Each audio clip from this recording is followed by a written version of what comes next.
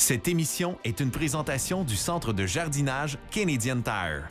Que vous soyez novice ou passionné au pouce vert, vous trouverez une sélection de plantes qui conviennent à nos conditions climatiques.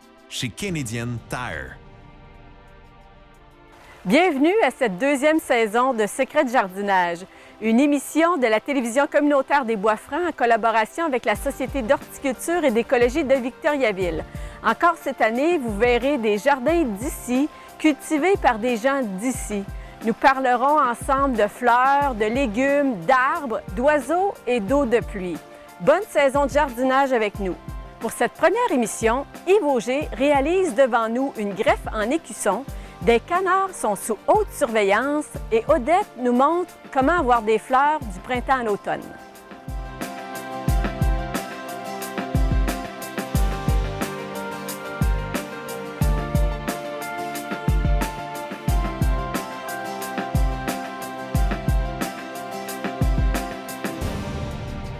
Pour le jardinier, la beauté, c'est de s'entourer de fleurs le plus tôt possible au printemps et le plus tard possible à l'automne.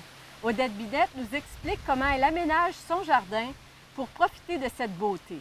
Bonjour Odette. Bonjour. Alors explique-nous comment tu as planifié ton aménagement pour avoir des fleurs à regarder tout au courant de l'été. Parfait, ça commence au printemps avec des personnages, les tulipes et puis les jonquilles. Donc ça, c'est toutes des bulbes C'est des bulbes. qu'on met en terre au printemps ou à l'automne? À l'automne. À l'automne. À l'automne. Puis on essaie de les planter le plus creux possible et le plus tard possible. Parce qu'il y a des endroits où ils ont des écureuils, ça a l'air qu'ils adorent manger des bulbes. Moi, j'ai pas ce problème-là, mais il y en a qui c'est ça. Puis là, après les jonquilles, quelles plantes arrivent au jardin? Moi, ici, j'ai des rhododendrons qui sont de couleur mauve.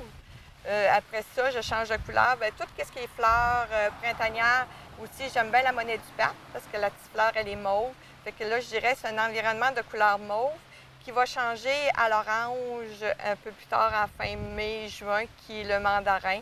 Les pavots orange, après ça, en juillet, les onacs viennent jaunes. Tu sais, c'est comme une succession de couleurs qui, tout au long de l'année... Okay.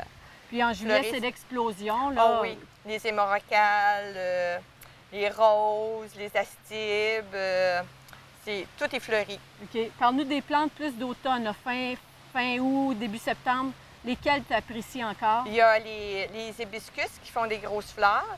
Après ça, on tombe avec les graminées.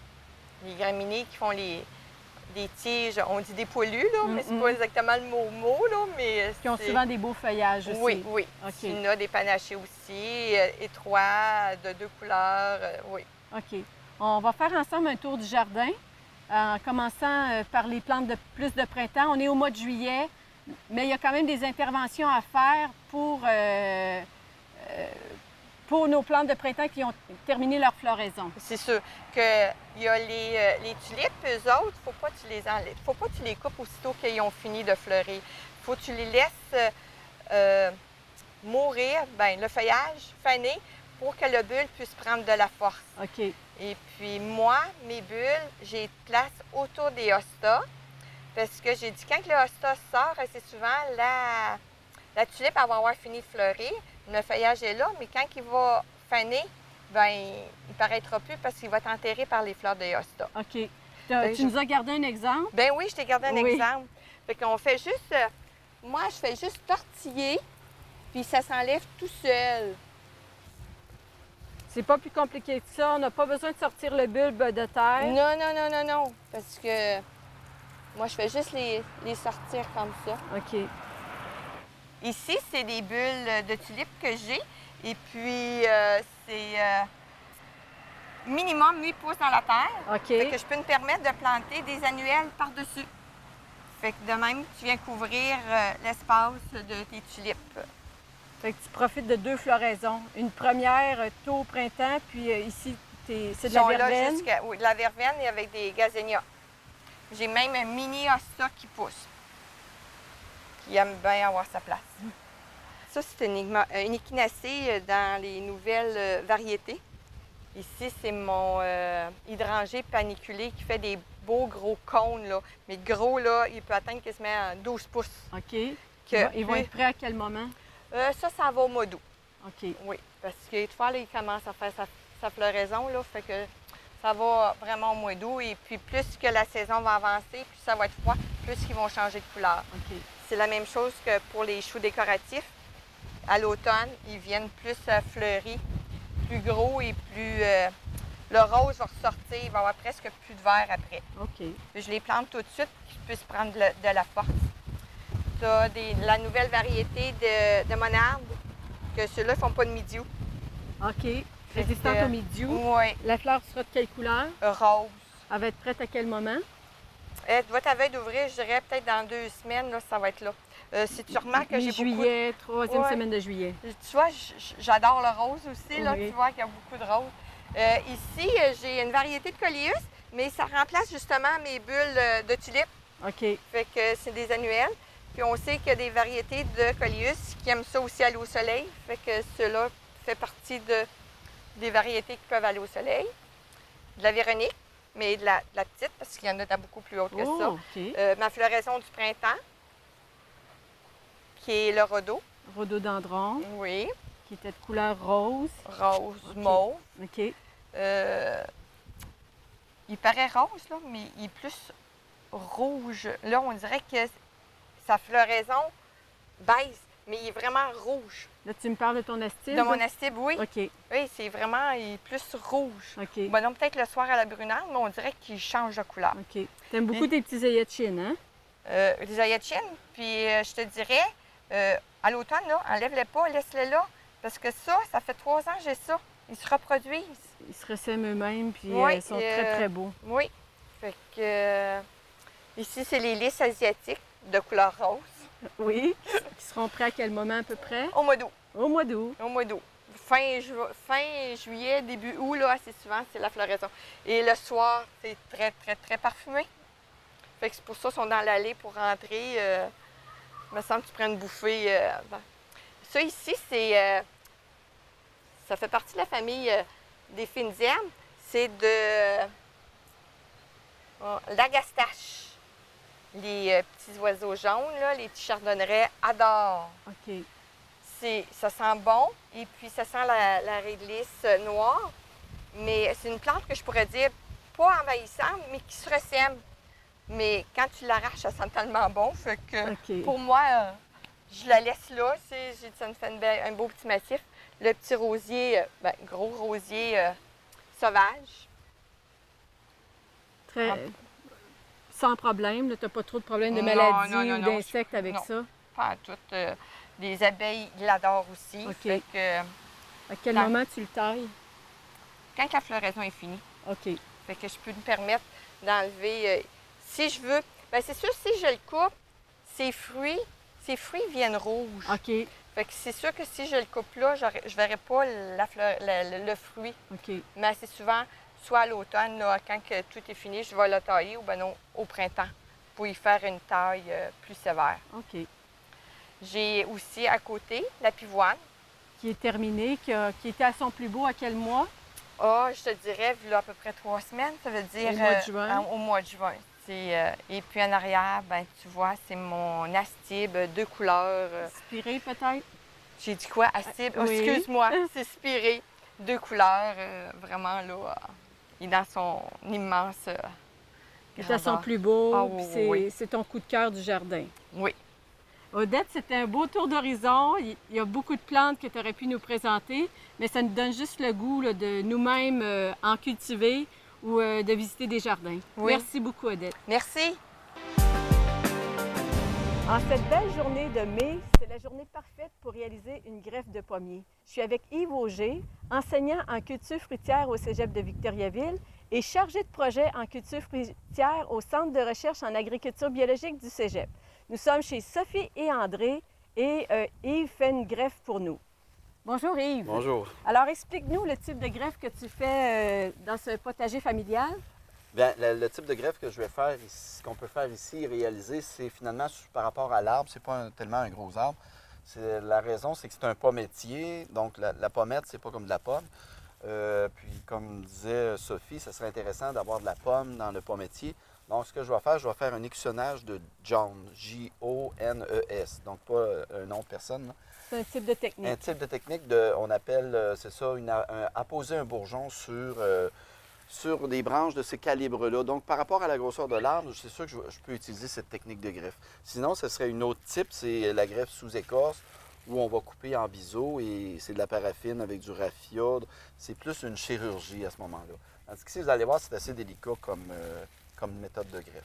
Mais on va le faire avec tout ce que les gens pourraient trouver à la maison puis seraient capables de s'essayer. Oui, pourrait s'essayer. Oui, c'est ça.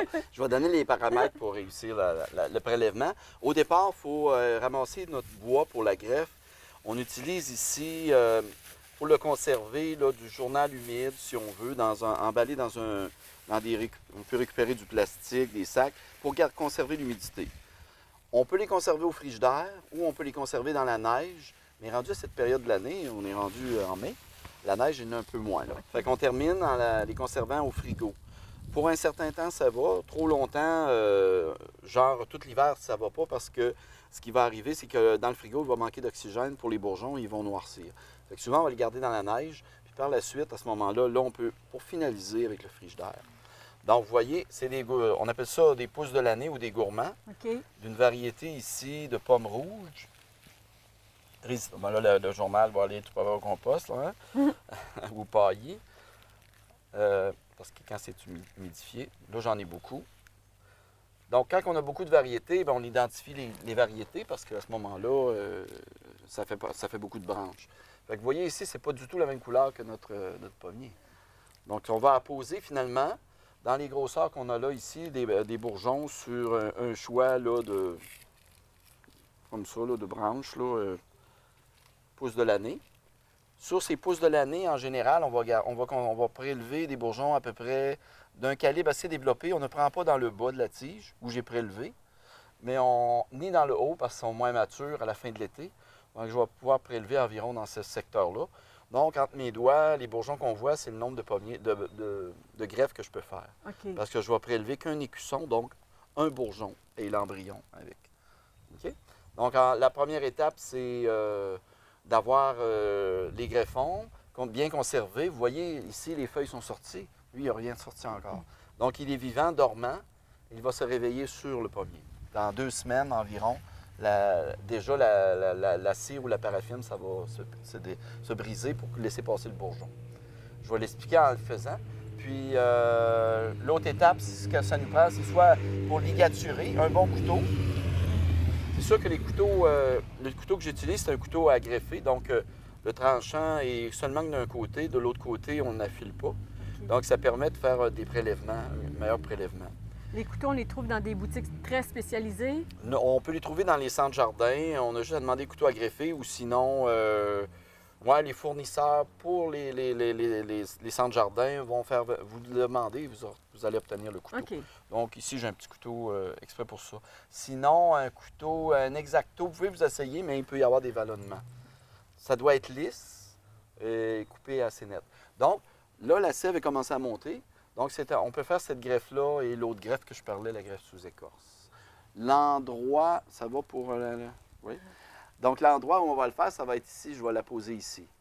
Ce qui va arriver, c'est qu'à partir de l'endroit où je pose mon bourgeon, ça devient cette couleur-là avec la variété de pommes rouges que j'installe.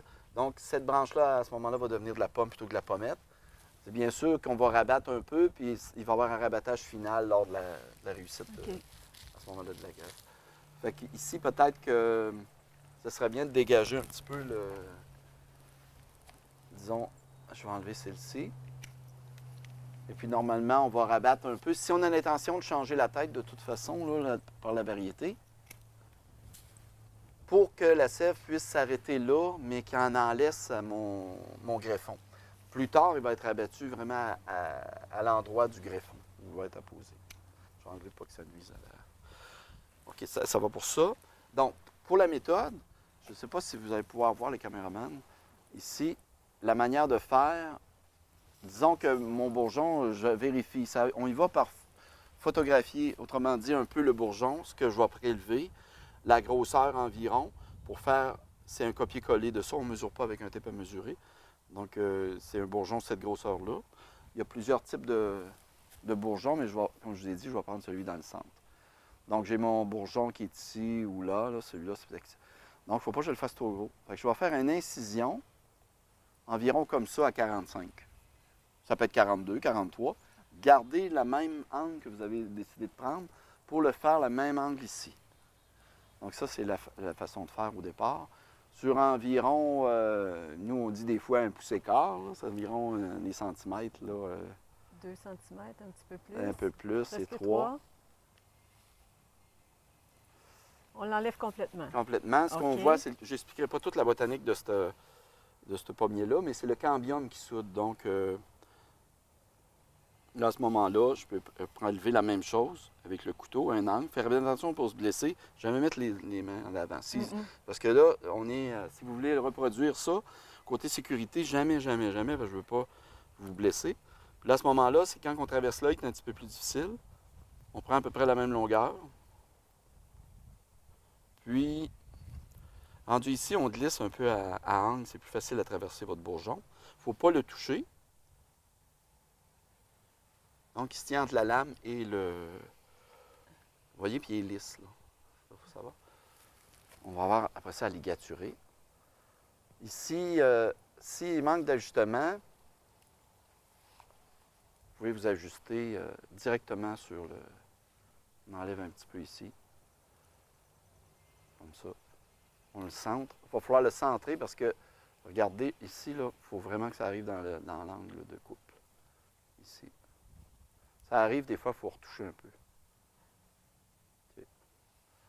Donc là, on pourrait le ligaturer. La ligature avec la pellicule plastique. Parce qu'on peut prendre de la paraffine de laboratoire, mais ici, pour côté maison, on va prendre seulement que de la paraffine, de la pellicule de plastique, finalement, ou on dit saran wrap en anglais.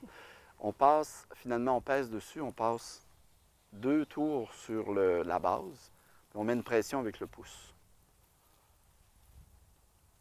Pour le bourgeon, je vais passer juste un tour. Pour lui donner la chance de sortir. C'est ça, exactement. Il va être capable de percer la pellicule? Oui, dans la bande, oui, c'est ça. Sophie on peut va surveiller ça pour nous. Sinon, on peut l'aider à faire juste une petite incision près du bourgeon. Là. Ça crée comme un effet serre à ce moment-là, à la pellicule, et ça permet finalement de faire une humidité et ça empêche l'oxygène de rentrer. La pellicule est assez... oui. Quitte à en mettre un autre tour en haut. Là. Il va falloir peut-être un autre tour. On arrive juste dans les tours aussi.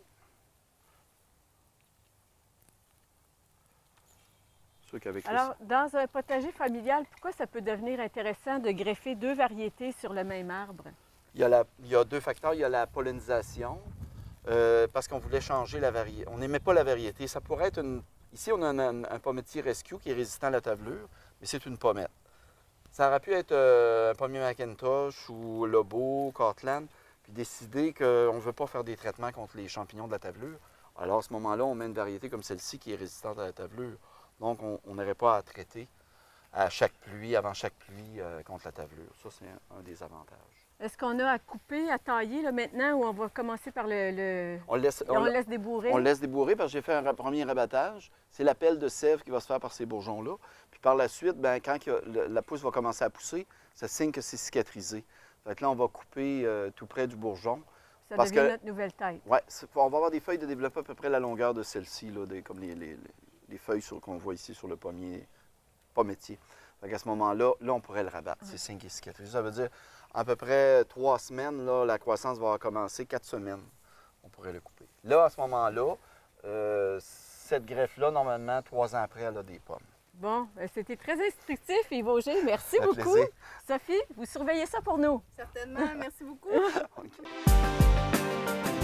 La caméra de surveillance sert à traquer les voleurs, les orignaux et les chevreuils. Gilles Lacroix, passionné d'oiseaux et auteur, s'en sert pour surveiller des portées de canards. Bonjour, Monsieur Lacroix. Bonjour. Vous avez sur votre terrain des magnifiques arbres de 300 ans. Il n'y a pas de danger que vous mettiez la hache là-dedans? Pas du tout. Parce que ces arbres-là, tricentenaires, c'est pas compliqué, ils abritent souvent des nichés de canards branchus et de grands arbres. Parce que au fil des ans, l'arbre se détériore et il y a d'énormes cavités qui se créent. Et les canards, à ce moment-là, utilisent ces cavités-là pour nicher. Et bien entendu, avec le temps, on s'est aperçu que les canetons passaient sur notre pelouse et on se demandait d'où ça venait. Et là, on s'est aperçu que c'était dans nos arbres qui nichaient. Et on a décidé justement d'installer des caméras pour comprendre comment ça fonctionne. OK. Alors, le comportement, ça m'a toujours intéressé. OK. Fait que depuis combien d'années, là, vous les surveillez de Nous, si on les près? surveille depuis 4 ou 5 ans, à ma souvenance, là, qu'on a installé des caméras de surveillance. Et là, on peut dire qu'on a fait pas mal le tour de ce qui se passe dans un nid de canard. Alors, informez-nous. Qu'est-ce que vous avez découvert d'inusité que vous ne croyez pas que Bien, ça se première des passait? choses, il y a une chose surprenante qu'on a constatée, c'est que si un œuf se brise, c'est pas compliqué, la femelle le sort. OK. Elle ne le gardera pas dans le nid, elle va le sortir. On a eu des nids qui ont été piratés aussi. Par on ne sait pas trop quoi, parce que la caméra d'enregistrement ne fonctionnait pas cette nuit-là. Mais ce qu'on sait, par exemple, parce qu'on a enregistré par la suite, on voulait savoir si elle viendrait, elle sort même les canetons morts. OK. Alors, dans son bec, elle saisissait les canetons, elle les sortait. Et elle a ramassé les restes de ses œufs qui n'avaient pas été piratés, puis elle a fini par couver 3 rejetons. OK. Fait que reprenons la saison là, de couvaison. Là. À quel moment là, elle s'installe là, pour Bon, faire ses œufs? la femelle arrive normalement fin d'avril, début de mai. Et là, elle va choisir son emplacement. Alors, soit une cavité, c'est sa préférence normalement, mais quand il en manque, elle est obligée de prendre des nichoirs. Alors, moi, quand j'ai vu qu'il y avait manqué de cavités, j'ai fait des nichoirs. Et là, elle va pondre un œuf par jour. Et souvent, ça varie entre 12 à 15 œufs. Et là, après ça, elle va les couver en 32 à 35 jours.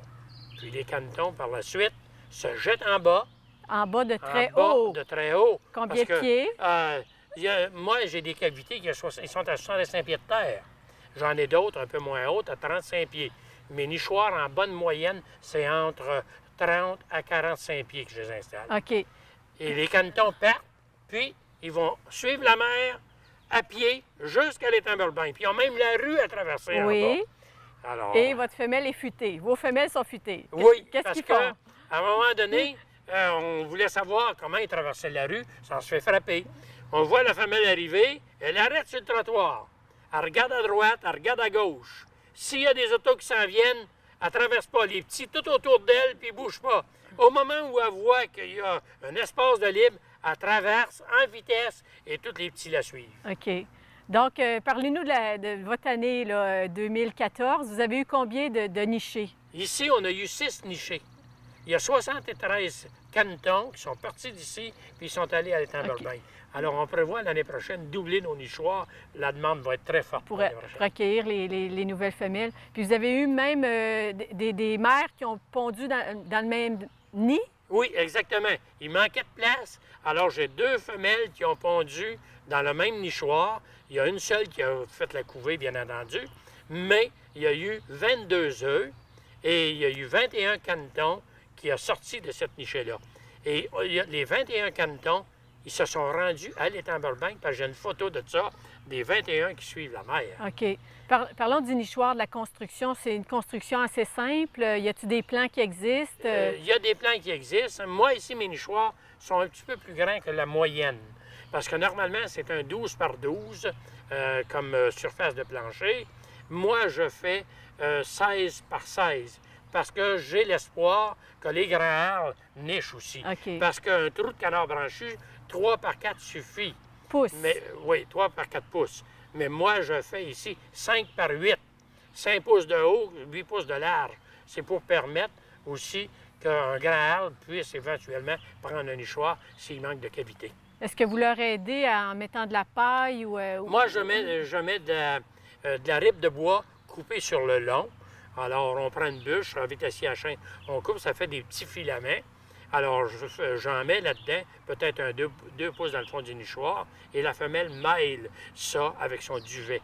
OK. Alors, on a la ripe, comme on pourrait dire, avec le duvet, mêle ça parce qu'elle s'en sert pour couvrir ses œufs quand elle quitte, pour la simple raison qu'elle ne veut pas que les prédateurs voient ses œufs. Et l'autre facteur aussi, ça garde les œufs à la chaleur quand la couvée est commencée. OK.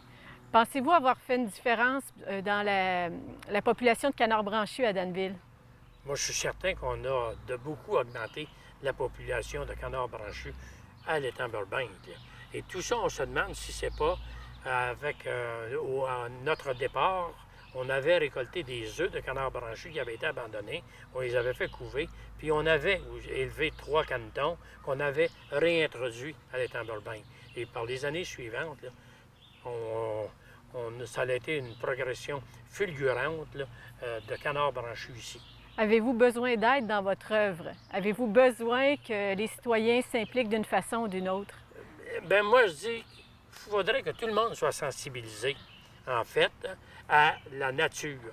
Et dans la nature, je sais une chose, c'est qu'il y a beaucoup de gros arbres. Et les gens ont tendance à vouloir les mettre à terre dès qu'il y a un danger potentiel, ou même pas, des fois, esthétique. Ils disent, on ne veut pas voir un chicot sur notre terrain. Mais moi, je pense qu'ils se privent de beaucoup de belles observations. Parce que ici, c'est les canards branchus, mais j'ai eu une chouette rayée une année. Alors, une chouette rayée dans un trou, là, je peux vous dire une chose, là, ça fait un très beau spectacle, ça aussi. Alors, on a trop tendance à vouloir tout gérer, tout mettre ça beau. On devrait laisser faire la nature, souvent. On va vous écouter, M. Lacroix. Merci beaucoup. Merci. Voilà des canetons qui ont une grande confiance en leur maman et en la vie. La semaine prochaine, nous découvrons des variétés ancestrales de pommes. Cette émission était une présentation du centre de jardinage Canadian Tire, où vous trouverez les outils pour transformer votre cour et votre jardin. Gants, équipements de protection, matériel à moteur pour les projets, paillis, accessoires pour embellir votre cour.